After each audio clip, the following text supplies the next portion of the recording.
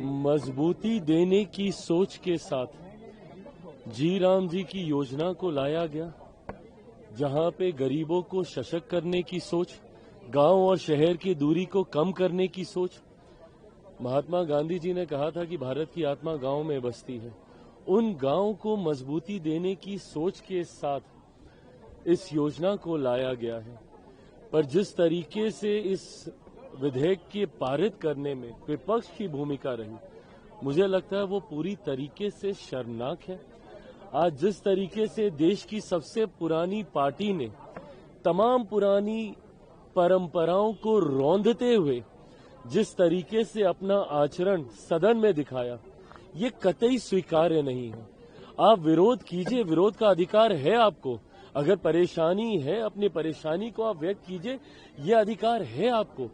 पर मर्यादाओं को ध्वस्त कर कर आप अपनी सोच को बढ़ाना चाहें, ये कतई स्वीकार्य नहीं हो सकता।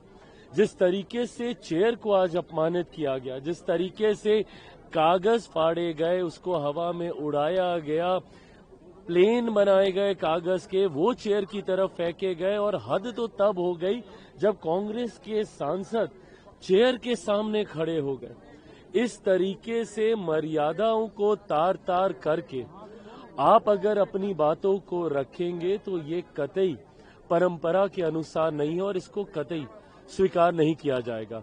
अगर आपको विधेयक को लेकर कोई चिंता है, आप अपनी बातों को रखिए। और कल 8 घंटे की चर्चा हुई है भैया, 99 लोगों ने उसमें पार्टिसिपेट किया है। पूरा मौका आपको दिया गया अपनी बात को रखने का, पर उसके बाद इस तरीके का आचरण ये गलत है। ये पार्टी जो देश की सबसे पुरानी पार्टी है, उसने परंपराओं को ध्वस्त करने का काम किया, ये गलत है। कांग्रेस का कहना है कि नाम क्यों बदलना है?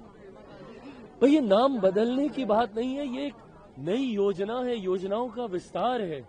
क्या नरेगा को मनरेगा नहीं किया गया था? समय समय पर जब आप योजनाओं का विस्तार करते हैं, योजनाओं को आप आगे लेकर जाने का काम करते हैं, तो वो नई सोच के साथ आता है, नए नाम के साथ आता है। ऐसे में कौन पार्टी जो देश की सबसे पुरानी पार्टी है, उसने परंपराओं को ध्वस्त करने का काम किया, ये गलत है। कांग्रेस का कहना है कि नाम क्यों बदलना है?